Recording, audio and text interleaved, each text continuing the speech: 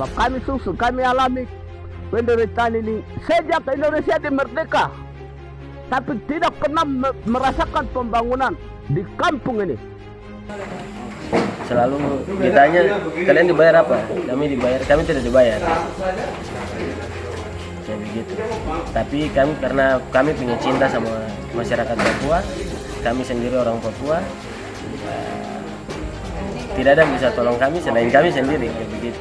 Punya mau mulai dari sekarang saya kepala kampung ini tahun kedua mau habis ini. Setelah saya kepala kampung ini, Bapak Bupati atau Bapak Gubernur sampai datang ke Presiden, harus saya punya harapan tuh kampung saya ini harus jadi seperti kampung-kampung lain. Anak Elseng sedang menderita di atas jalan ini dari abad ke abad, bulan ke bulan, tanggal ke tanggal, sudah di atas susah, korban di atas korban, ya pecet.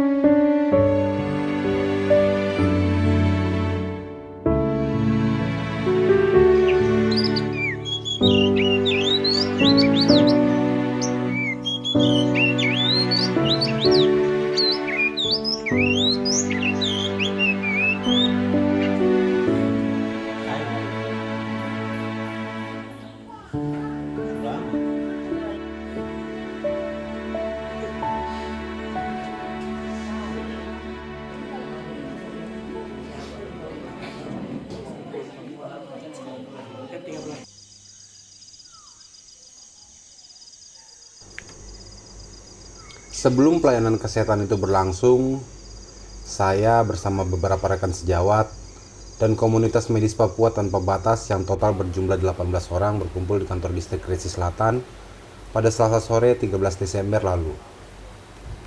Keikutsertaan kami, 4 jurnalis dari berbagai media, yakni BBC Indonesia, Kompas, tivapost.id, dan saya sendiri dari CNN Indonesia, diajak oleh komunitas tersebut untuk masuk ke Kampung Obon, salah satu kampung yang berada di distrik Kerinci Selatan.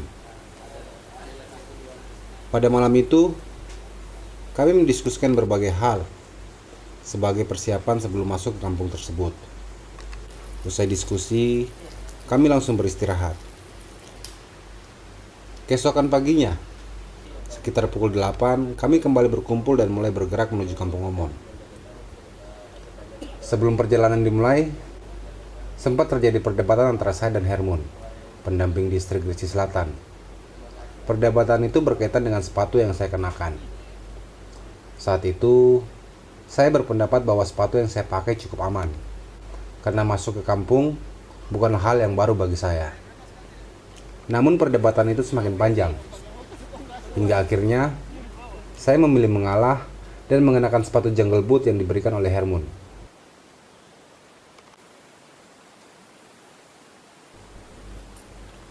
Perjalanan pun dimulai. Pada awalnya, saya merasa semua berjalan biasa saja. Namun, setelah sekitar 2 jam perjalanan, saya mulai menyadari bahwa saran Hermun adalah keputusan yang tepat. Jalan menuju Kampung Obon ternyata sangat berbeda dibandingkan dengan kampung yang lain. Untuk mencapai kampung ini, kami harus melewati jalan setapak berlumpur dengan kedalaman lumpur mencapai betis orang dewasa. Kita sampai di kali, entahlah kali namanya apa, jalan saja. Haleluya.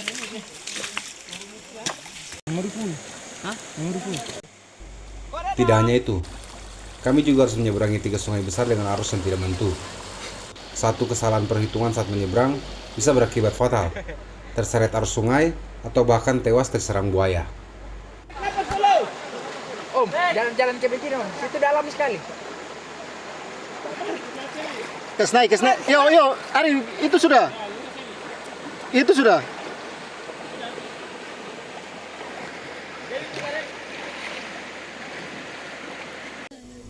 30 menit sebelum kami menyeberangi sungai tadi, kami sempat beristirahat di bevak ataupun pondok milik masyarakat.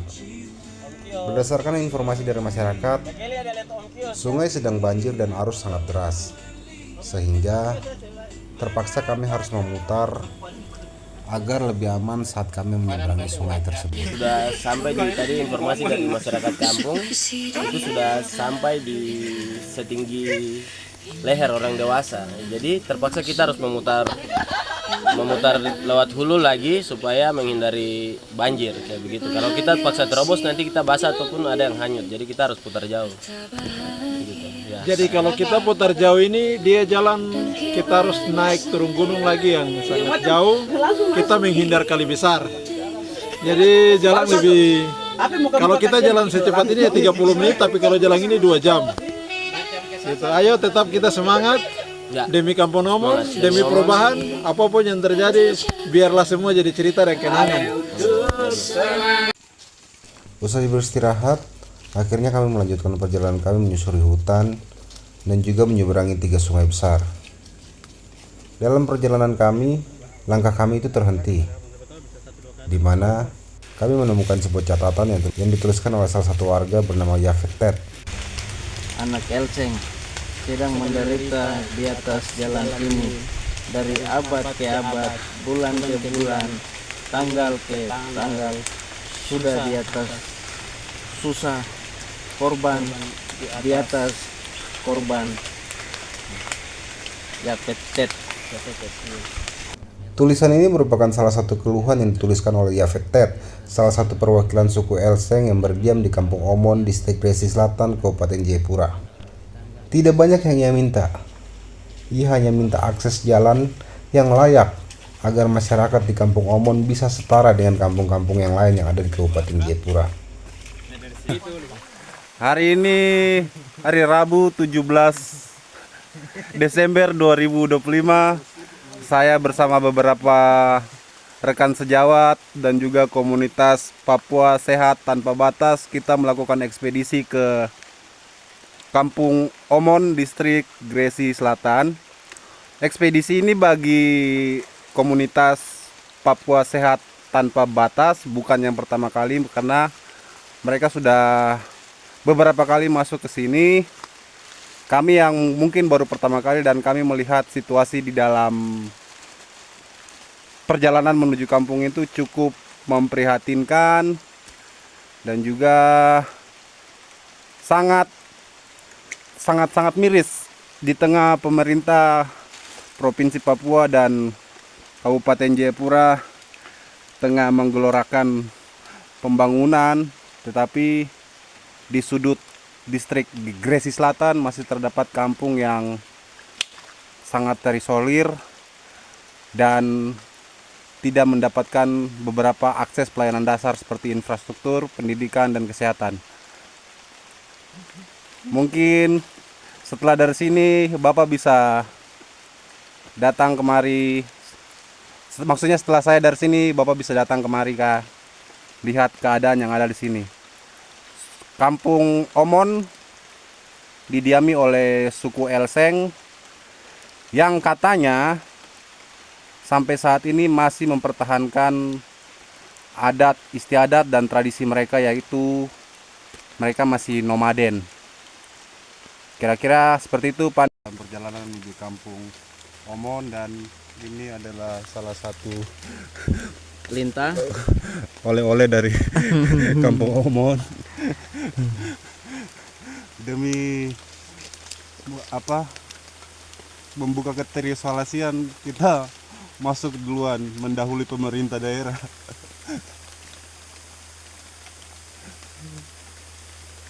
Dicabut. Itu kayaknya digoreng bagus itu tinggal bisa dimakan. Jangan aduh deh. Oke, terima kasih, sekian. Sampai jumpa lagi. Usai menyeberangi sungai kedua, kami bertemu dengan Nelson Ted, yang adalah Ondoafi atau tetua adat dari Kampung Omon. Saat itu ia sedang berada di bevak ataupun camp yang telah ia bangun. Disinilah Dia dan keluarganya akan menetap untuk sementara.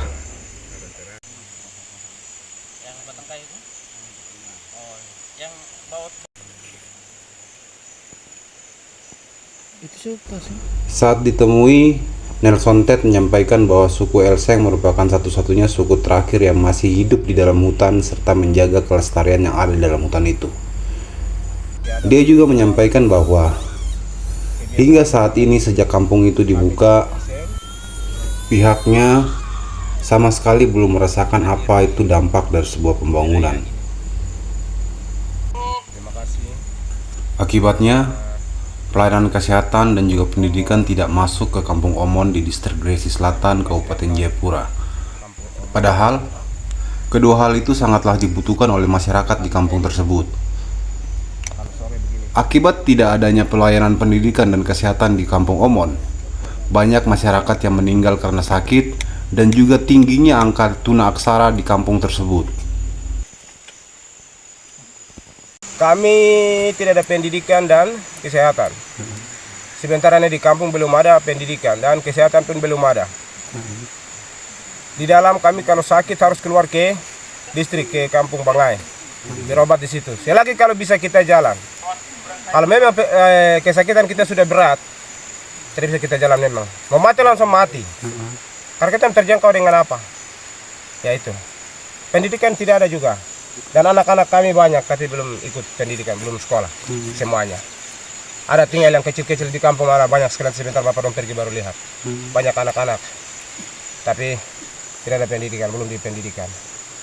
Jadi menyangkut kesehatan juga begitu.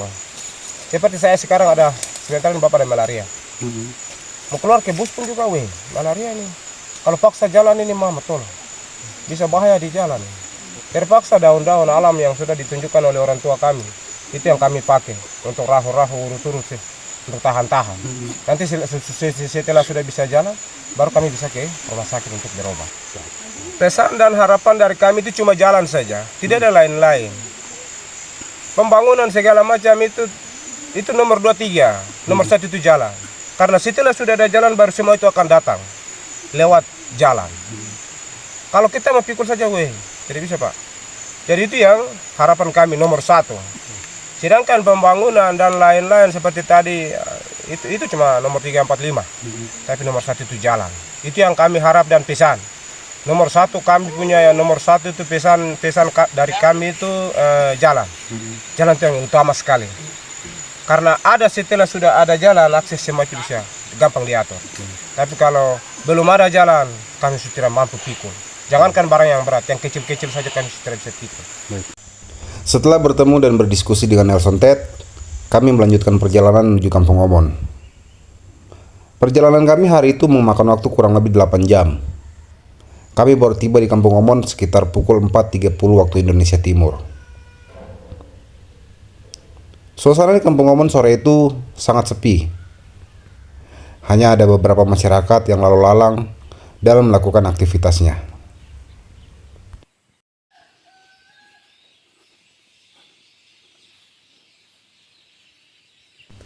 Setibanya kami di Kampung Omon, kami tidak langsung beraktivitas, melainkan kami beristirahat, meregangkan kaki setelah 8 jam perjalanan yang cukup panjang. Dan baru pada keesokan harinya, komunitas medis Papua Tanpa Batas melaksanakan pelayanan kesehatan di kampung tersebut. Antusiasme masyarakat di kampung itu sangat tinggi, sebab saat kami tiba di sana, banyak masyarakat yang sedang sakit. Dan penyakit yang paling dominan di kampung tersebut adalah malaria, yang selalu menjadi salah satu momok menakutkan bagi masyarakat di Papua. Ini punya obat malaria. Ini sudah dikasih ini 2 ini obat malaria. Yang ini diminum di jam 7 malam. Hari ini ambil 1 jam 7 malam, besok jam 7 malam ambil 1 lagi. Besok hari ketiga lagi ambil jam.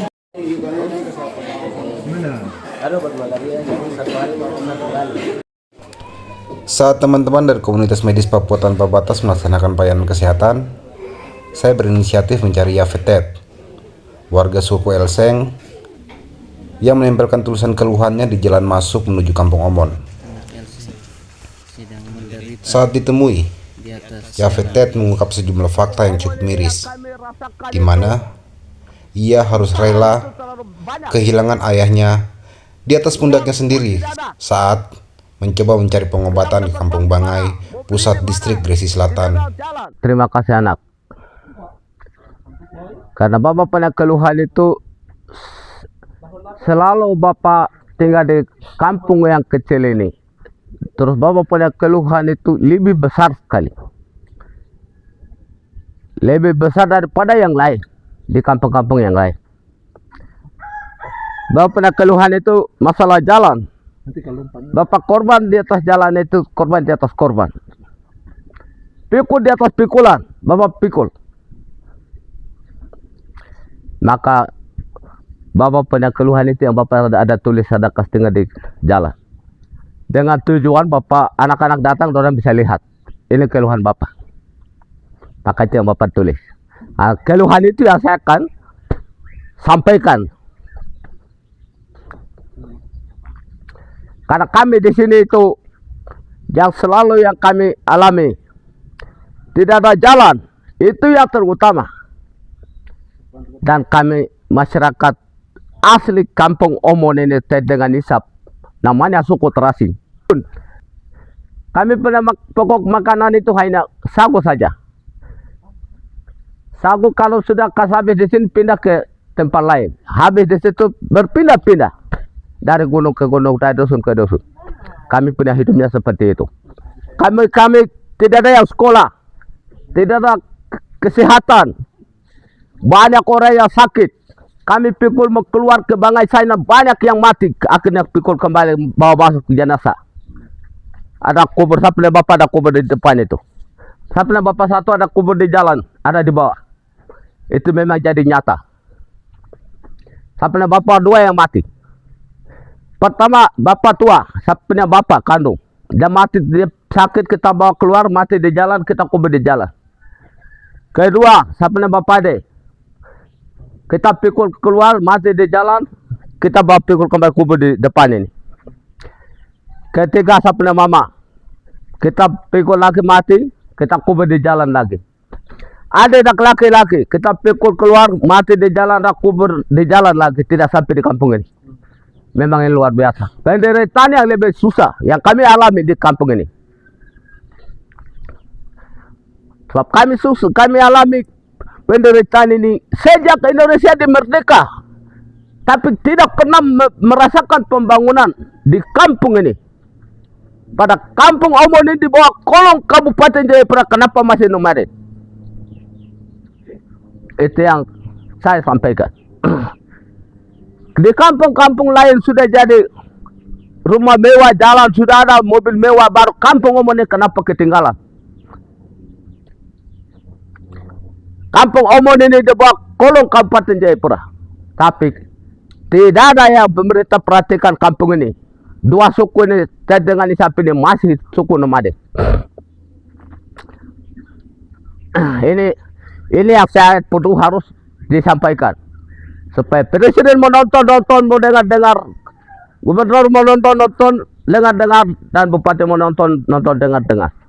Ini keluhan masyarakat yang saya sampaikan.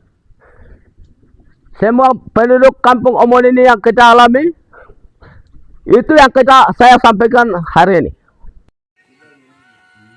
Senada dengan Yafet Tet, Kepala Kampung Omon Distrik Gresik Selatan, Frans Tabisu mengungkapkan bahwa hal yang sangat dibutuhkan untuk Kampung Omon adalah jalan. Sebab tanpa infrastruktur jalan yang memadai, pembangunan di Kampung Omon sangat sulit dilaksanakan. Dia juga mengungkapkan dalam 2 tahun terakhir memimpin Kampung Omon, sudah banyak program yang ia jalankan. Hanya saja, program itu belum berjalan maksimal karena akses infrastruktur jalan yang tidak memadai. Sehingga, pembangunan di kampung ini terkesan lambat daripada kampung-kampung lain yang berada di distrik lain di Kabupaten Jayapura. Jadi begini, contoh balai pertemuan itu dia punya nilai 50 juta. Saya bangun tuh belum 100%.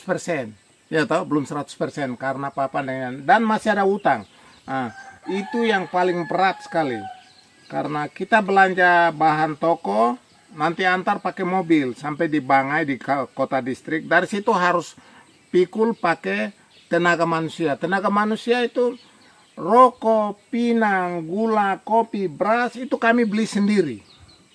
Baru kami bayar mereka punya tenaga sendiri lagi. Jadi 50 juta itu anggap macam 25 juta. 100 juta itu macam anggap 50 juta. Dana memang cukup pemerintah kasih, tapi untuk Kampung Omon pembangunan yang besar tidak bisa. Jadi gara-gara infrastruktur yang tidak memadai, akibatnya biaya pembangunan di Kampung Omon ini membengkak gitu. Karena tidak ada jalan mobil, tidak ada infrastruktur, akhirnya tidak ada pembangunan di sini. Berat, tambah berat. Baik. Saya rasa berat sekali. Makanya saya berharap kepada Bupati atau Gubernur bisa tolong kita di sini. Baru ini di Provinsi Induk lagi. Punya mau, mulai dari sekarang saya kepala kampung ini tahun kedua mau habis ini. Setelah saya kepala kampung ini, Bapak Bupati atau Bapak Gubernur sampai datang ke Presiden, saya punya harapan tuh kampung saya ini harus jadi seperti kampung-kampung lain. Jalan mobil harus ada, kesehatan harus ada, sekolah harus ada, lampu juga harus ada. Begitu. Ini kan kami ketinggalan. Saya punya kampung ini tidak sama dengan kampung-kampung lain. Mereka maju, mereka punya anak-anak ada sekolah di Jakarta, mereka punya anak ada jadi ini, tapi saya punya belum. Nah, makanya harapan saya jadi kepala kampung ini, saya tahu tulis mungkin sedikit, mungkin masa jabatan saya harus jalan tembus. Kalau jalan sudah tembus, sekolah harus ada, dari kesehatan harus ada, semua harus ada, supaya kampung saya ini bisa jadi seperti kampung lain begitu.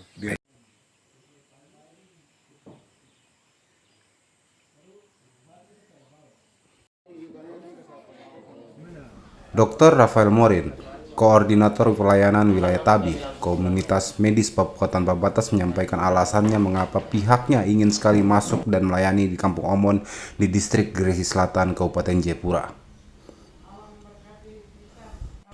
Menurutnya, keterisolasian warga di Kampung Omon menjadi salah satu faktor utama mengapa masyarakat suku Elseng masih tetap bertahan secara nomaden ataupun berpindah-pindah tempat dari satu dusun ke dusun yang lainnya. Jadi untuk kami punya pelayanan sendiri, seperti kami punya moto bahagia itu sederhana, bermanfaat bagi sesama. Jadi ini kami lakukan sukarela. Artinya teman-teman kami setiap pelayanan itu tidak dibayar sama sekali. Kita kerja, apapun yang kita persembahkan, kita kerjakan ini, itu kita punya perpuluhan. Selalu ditanya, kalian dibayar apa? Kami tidak dibayar. Kayak begitu. Tapi karena kami punya cinta sama masyarakat Papua, kami sendiri orang Papua, tidak ada yang bisa tolong kami selain kami sendiri, kayak begitu. Jadi itu kami lakukan tanpa mengharapkan sesuatu, imbalan-imbalan. Mungkin selalu saya bercanda dalam setiap kegiatan pelayanan itu, pastinya bayar dengan doa saja supaya kami bisa tetap melayani itu saja. Karena untuk masuk ke sini dan untuk berkembang sampai saat ini itu segala sesuatunya itu swadaya. Itu berasal dari teman-teman semua sendiri. Kami mulai swadaya, akhirnya kami juga dibantu sama Bank Mandiri untuk satu unit kendaraan mobil klinik yang kami resmikan di Koya waktu itu. Nah, itu yang bisa kami pakai untuk pelayanan. Dan juga mungkin di beberapa titik itu kerjasama sama puskesmas. Termasuk Omon ini kami dengan puskesmas itu dalam penyediaan obat. Nah, seperti itu. Selebihnya kerja rodi.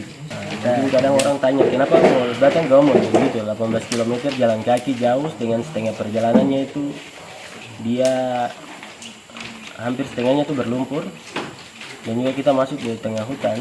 Kenapa pilih Omon? Ya, saya pilih Omon karena pertama Omon ini ada di kabupaten tertua di Provinsi Papua. dia jarak dengan provinsi itu bukan jarak yang seperti dengan kabupaten yang lain. Ini hanya satu kendaraan saya, kita dengan mobil saya sampai di kantor provinsi. Tapi masih ada suku yang nomaden. Ini mereka pindah-pindah ikut sagu, di mana ada makanan mereka tinggal. Nah, ini Kampung Omon ini baru dibangun, dibuka, maka untuk masyarakat yang menetap untuk tinggal harus diperhatikan juga. Seperti begitu. Jadi harapannya saya setelah kami masuk begini, kemudian mungkin pemerintah juga melihat bagian ini, artinya apa yang masih kurang di dalam. Contoh kami masuk sini jujur kebanyakan tunaksara, kami komunikasi masih susah. Dalam pelayanan masih kami butuh satu penerjemah. Jadi kadang masyarakat ada yang masih dengan bahasa daerah, kami harus lewat penerjemah baru ke pasien. Jadi kayak dia agak mungkin satu pasien bisa sampai 30 menit untuk kita melayani, makanya waktu agak lama untuk sehingga harapannya ke depan mungkin bisa ada akses. Paling penting pertama sekali itu untuk jalan supaya masyarakat bisa rasakan apa yang sama seperti tempat lain rasakan, seperti begitu. Apalagi ini kabupaten tertua, masa masih ada kayak begini.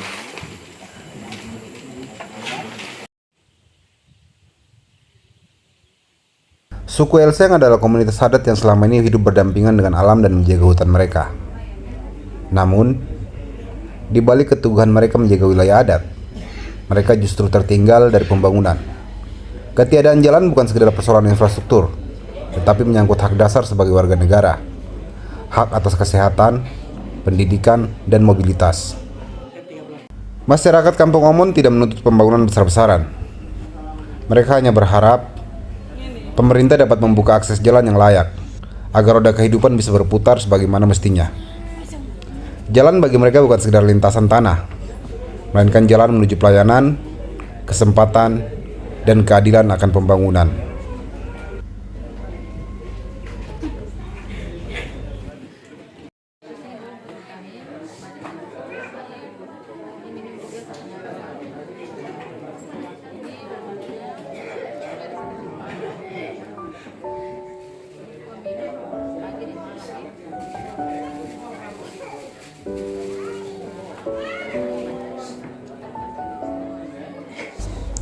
Omon adalah nama yang jarang disebut dalam peta pembangunan.